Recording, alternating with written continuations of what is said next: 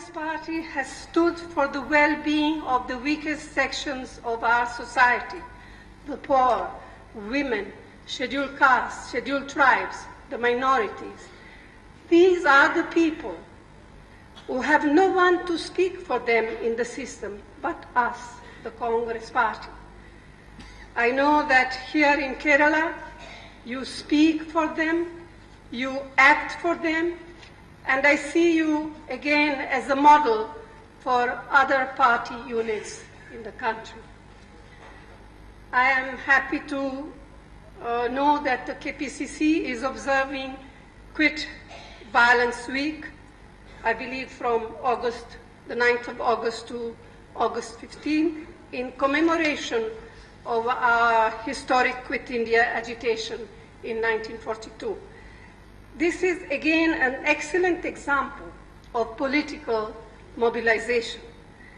Your observance is a call to positive action, action against all the violence we see around us in our country, violent assaults on minorities, violent atrocities against women and children and the oppressed. In opposing violence, we must affirm the positive forces of peace, of harmony and coexistence, and of constructive action to protect the principles of human rights, secularism, and a decent and peaceful life for all our people. National crime statistics show alarming and rising levels of violence against women: rape, molestations, dowry, harassment, and domestic violence.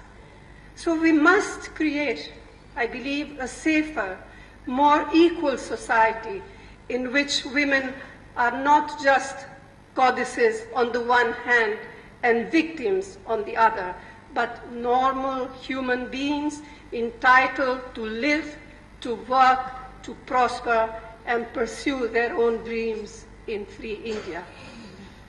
Incidents of communal violence, especially in some states of the north, like Uttar Pradesh, like Maharashtra, and some other states, have increased in the 11 weeks since the new government came to power. And it is something which is of great concern and worry to all of us. During the UPA government, UPA 1 and UPA 2, there were hardly any such incidents. But in a very short spell, we have had nothing less than 600 communal violence incidents in Uttar Pradesh, and perhaps as many in Maharashtra. Now, this, of course, makes us wonder and makes us think, why suddenly, after the BJP has come to power, all these communal incidents? And what we believe, and what is pretty clear in many instances, is that these incidents are deliberately created to divide our society on religious lines. So we must resist and condemn all such attempts, but also through our own efforts and by our own example, we must actively promote the idea of a secular and plural society, a society where we all live in harmony with one another. As the Indian National Congress, we realize it is not enough to look only at our own society. Our opposition to violence must also reject the violence perpetrated against innocent and defenseless men, women, and children in recent weeks in Gaza. When the tragedy there began, we were the first to raise our voice in the Rajya Sabha and in the Lok Sabha.